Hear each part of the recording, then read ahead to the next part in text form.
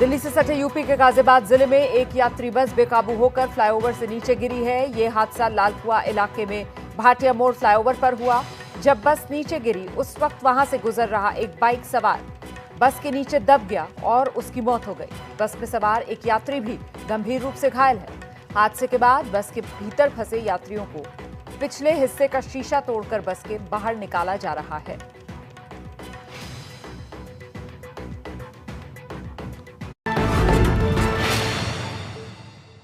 Cruise drugs मामले में गिरफ्तार आर्यन खान को आज रात भी जेल में गुजारनी पड़ेगी। उनकी जमानत याचिका पर कोर्ट में कल भी सुनवाई जारी रहेगी।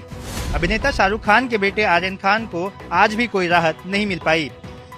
उनकी तरफ से वकील अमित देसाई द्वारा दायर की गई जमानत अर्जी पर मुंबई की सेशंस कोर्ट में आज सुनवाई हुई। जमानत के लिए दायर याचिका पर लंबी जिरह हुई, लेकिन कोर्ट से आज कोई फैसला नहीं आया। कोर्ट में इस पर सुनवाई कल दोपहर 12 बजे फिर शुरू होगी। इसका मतलब ये हुआ कि आर्यन खान को आज भी जेल में ही रहना होगा। एनसीबी ने ये दावा भी किया है कि आर्यन खान ड्रग्स हासिल करने के लिए अंतर्राष्ट्रीय ड्रग रैकेट के संपर्क में था। लखीमपुर में गाड़ी से किसानों को रौंदने के एक और आरोपी अंकित दास ने किया सरेंडर। इस बीच केंद्रीय गृह राज्य मंत्री के बेटे आशीष मिश्रा की जमानत अर्जी कोर्ट ने खारिज कर दी। लखीमपुर खीरी तिकुनिया कांड के आरोपी अंकित दास ने एसआईटी के सामने सरेंडर किया। उससे लंबी पूछताछ हुई और बाद में उसे गिरफ्तार कर लिया गया। अंकित दास के साथ लतीफ को भी पुलिस ने गिरफ्तार किया है। बाद में इन दोनों को सीजीएम कोर्ट में पेश किया गया। अंकित दास को 3 दिन की पुलिस रिमांड में भेजा गया है। आरोप है कि अंकित दास 3 अक्टूबर को उस फॉर्च्यूनर गाड़ी में सवार था जिसने किसानों को कुचला। माननीय महोदय ने 3 दिन की स्वीकार की है। 14 तारीख से 17 तारीख तक सुबह 10 बजे से। अंकित दास लखीमपुर कांड के मुख्य आरोपी आशीष मिश्रा का दोस्त बताया जा रहा है। आशीष मिश्रा और आशीष पांडे दोनों की बेल अर्जी कोर्ट ने आज खारिज कर दी। बॉर्डर पर घुसपैठ और आतंकियों की साजिश नाकाम करने के लिए गृह मंत्रालय ने बढ़ाया बीएसएफ का अधिकार क्षेत्र। गृह मंत्रालय ने बॉर्डर पर बीएसएफ के अधिकार क्षेत्र में बड़ा बदलाव किया है। अब 10 राज्यों में 50 किलोमीटर के दायरे में संदिग्धों की तलाशी और गिरफ्तारी का अधिकार बीएसएफ को मिला। पहले तलाशी और गिरफ्तारी की सीमा अलग अलग राज्यों में कम थी। पहले गुजरात में 15 किलोमीटर और असम में 80 किलोमीटर थी। नए नियम के बाद मणिपुर, मिजोरम, त्रिपुरा, नागालैंड, मेघालय, गुजरात, राजस्थान, पंजाब, पश्चिम बंगाल और असम में रणनीति बदलेगी। बीएसएफ को सीआरपीसी की विभिन्न धाराओं के तहत कार्रवाई करने का यह अधिकार मिला है। जानकारों का मानना है कि इससे बीएसएफ की ताकत में इजाफा होगा। कोलकाता में बने बुर्ज खलीफा के दुर्गा पूजा के पंडाल में लेजर शो की वजह से पायलटों को लैंडिंग में हुई दिक्कत। 3 पायलट की शिकायत के बाद लेजर शो को किया गया रद्द। दुबई की प्रसिद्ध गगनचुंबी इमारत दुबई के बुर्ज खलीफा की तर्ज पर बना कोलकाता का ये दुर्गा पूजा पंडाल सबका ध्यान खींच रहा है, लेकिन इस पंडाल में हो रहा लेजर शो कोलकाता के दक्षिण दमदम हवाई अड्डे पर उतरने वाले जहाजों के लिए समस्या बन गया। ये पंडाल हवाई अड्डे के नजदीक ही बना है, इसलिए लेजर शो के चलते पायलटों को विमानों को उतारने में दिक्कत आने लगी तो 3 अलग अलग विमानों के पायलटों ने एयर ट्रैफिक कंट्रोल से शिकायत कर दी, जिसके बाद पंडाल समिति ने यहां लेजर शो बंद कर दिया है। दुबई के बुर्ज खलीफा की तर्ज पर बने इस पूजा पंडाल को बनाने में लगा है करीब 3 महीने का समय और इसको बनाने में लगे थे करीब 100 से ज्यादा लोग। मुंबई के इसी दुर्गा पंडाल में अपने परिवार वालों के साथ नजर आईं अभिनेत्री काजोल। पंडाल में पहुंचकर अभिनेत्री काजोल भावुक हो गईं। दुर्गा अष्टमी के मौके पर अभिनेत्री काजोल नॉर्थ बॉम्बे दुर्गा पूजा समिति के पंडाल में मां दुर्गा के दर्शन करने के लिए पहुंची थीं। इस बार काजोल के साथ उनके बेटे युग भी थे। तनुजा और बहन तनिषा मुखर्जी भी मां दुर्गा का आशीर्वाद लेने पहुंची थीं। काजोल यहां अपने अन्य रिश्तेदारों से भी मिली।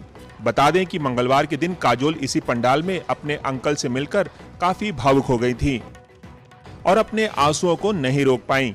अपने आंसू पोंछते हुए काजोल एबीपी न्यूज के कैमरे में भी कैद हुई।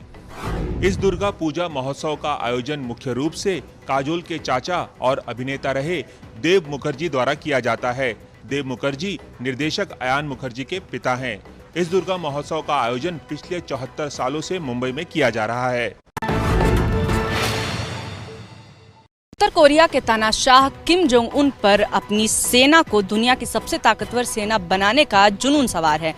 किम जोंग उन ने दुनिया को दिखाने के लिए शक्ति प्रदर्शन भी किया। ऐसे ऐसे करतब कि देखने वाले दांतों तले उंगली दबाने को मजबूर हो जाएं। उत्तर कोरिया के इस फौजी ने खुद के जिस्म को फौलाद में बदल दिया है। दिलचस्प बात यह है कि ये सब उत्तर कोरिया के तानाशाह किम जोंग उन के सामने हो रहा है और किम ये देखकर खुश हो रहा है, ताली बजा रहा है। वो अपने सैनिकों को इसी तरह फौलादी बनाना चाहता है। किम ने अपनी सेना को दुनिया की सबसे ताकतवर सेना बनाने का इरादा जताया है। तानाशाह किम अपनी एयरफोर्स के आसमान में किए गए कारनामों को देखकर भी गदगद हुआ। उत्तर कोरिया ने ऐसी शक्तिशाली मिसाइल भी तैयार की है जो कि अमेरिका तक मार कर सकती है। किम ने उनका मुआयना भी किया। पिछले कुछ समय से कोरियाई प्रायद्वीप के दोनों देशों उत्तर कोरिया और दक्षिण कोरिया के बीच में जबरदस्त तनाव चल रहा है। किम जोंग उन ने इसके लिए अमेरिका को जिम्मेदार बताया है। 26 नवंबर को सलमान खान की फिल्म अंतिम और जॉन अब्राहम की फिल्म सत्यमेव जयते 2 की होगी टक्कर। एक ही दिन दो बड़े स्टार्स की फिल्मों का होगा मुकाबला। सलमान खान ने इस मोशन पोस्टर के जरिए अपनी अगली फिल्म अंतिम की रिलीज डेट का ऐलान कर दिया है। सलमान की एक्शन ड्रामा फिल्म अंतिम 26 नवंबर को रिलीज होने जा रही है, जिसे महेश मांजरेकर ने डायरेक्ट किया है। फिल्म में सलमान खान एक सिख पुलिस वाले के किरदार में हैं, तो वहीं उनके बहनोई आयुष शर्मा एक क्रिमिनल के अवतार में नजर आएंगे। फिल्म का टीजर पहले ही आ चुका है और फिल्म से जुड़ा एक गणपति सॉन्ग भी रिलीज हो चुका है। बता दें कि जहां सलमान ने हाल ही में अंतिम की रिलीज डेट का ऐलान किया है, वहीं जॉन अब्राहम की फिल्म सत्यमेव जयते 2 को 26 नवंबर को रिलीज किए जाने का ऐलान पहले ही कर दिया गया था। कोरोना महामारी के बीच लंबे समय बाद एक बार फिर से मुंबई और महाराष्ट्र में सिनेमाघर खुलने जा रहे हैं, लिहाजा बॉलीवुड ने भी एक के बाद एक कई बड़ी फिल्मों की रिलीज की तैयारी कर ली है। जम्मू कश्मीर के अवंतीपुरा में मिलिटेंट्स के खिलाफ सुरक्षा बलों को मिली बड़ी कामयाबी। त्राल में जैश मोहम्मद के टॉप कमांडर शमीम सोफी को मार गिराया गया। चेहरे पर दाढ़ी है और आंखों में हिंसा फैलाने की साजिश। दूसरी तस्वीर देखिए, दो मिलिटेंटों के बीच ये वही मिलिटेंट खड़ा है, यहाँ इसके पास हथियार भी है। जम्मू कश्मीर में जैश मोहम्मद का ये कमांडर शमीम सोफी है, आज जिसे सुरक्षा बलों ने उसके अंजाम तक पहुंचा दिया। अवंतीपुरा के त्राल में सुरक्षा बलों और मिलिटेंटों के बीच जबरदस्त मुठभेड़ हुई। इस एनकाउंटर में जैश मोहम्मद के मिलिटेंट शमीम सोफी को ढेर कर दिया गया। मुठभेड़ त्राल के वागड़ इलाके के तिलवनी मोहल्ला में हुई।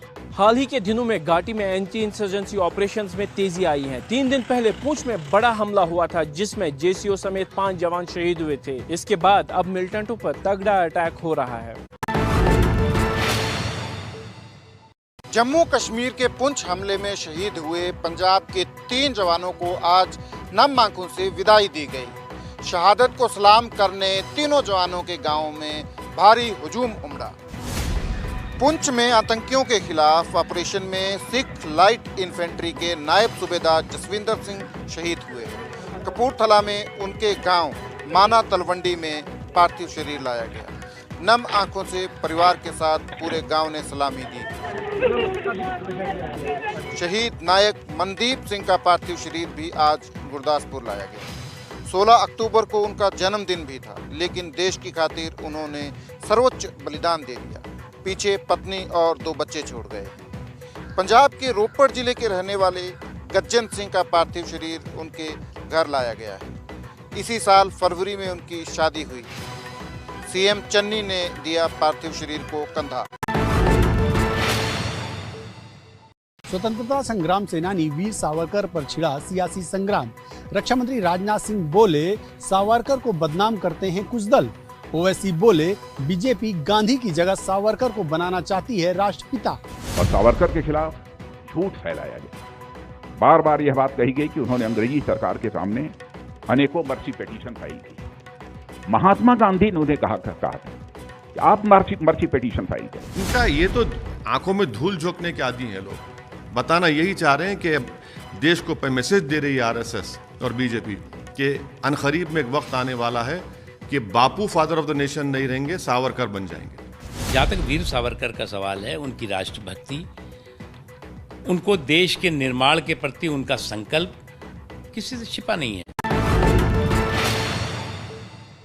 यूपी के लखीमपुर खीरी हिंसा मामले में राहुल गांधी और प्रियंका गांधी ने आज राष्ट्रपति रामनाथ कोविंद से मुलाकात करके केंद्रीय गृह राज्य मंत्री अजय मिश्रा को हटाने की मांग की।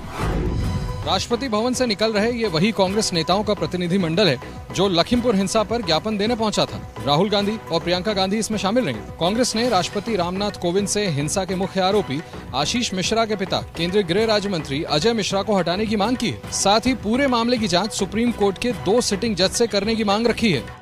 जब तक ये व्यक्ति मंत्री है तब तक न्याय नहीं मिल सकता है। इस मंत्री को हटा देना चाहिए। उनकी ओर से हमने उन्हीं की मांग उठाई है और हमें आशा है कि राष्ट्रपति जी इसके बारे में कार्रवाई जल्दी ही करेंगे। भाई बहन का जो है वो परेड चल रही है कि साहब वो कोई एक वहाँ पहुँच गए तो कोई एक तीर घाट पहुँच गए तो कोई एक मीर घाट। देश में इंफ्रास्ट्रक्चर से संबंधी कोई भी प्रोजेक्ट होगा तो वो 16 मंत्रालयों के आपसी तालमेल से पूरा किया जाएगा, ताकि प्रोजेक्ट के पूरा होने के बाद किसी खास मंत्रालय के किसी कामकाज के चलते प्रोजेक्ट की फिनिशिंग में बिगाड़ ना आने पाए। आज का मंत्र है will for progress, work for progress, wealth for progress, plan for progress, preference for progress.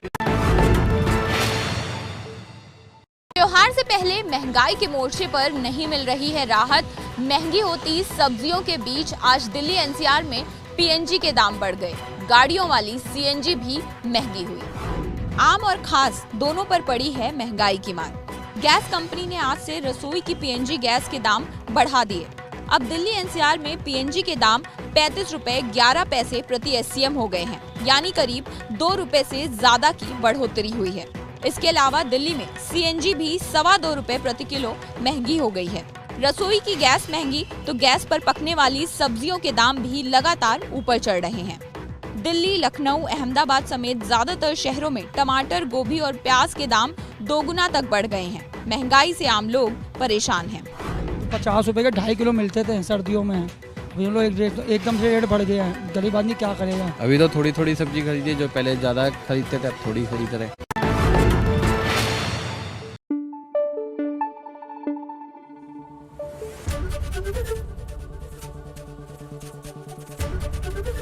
ABP news आपको रखे आगे।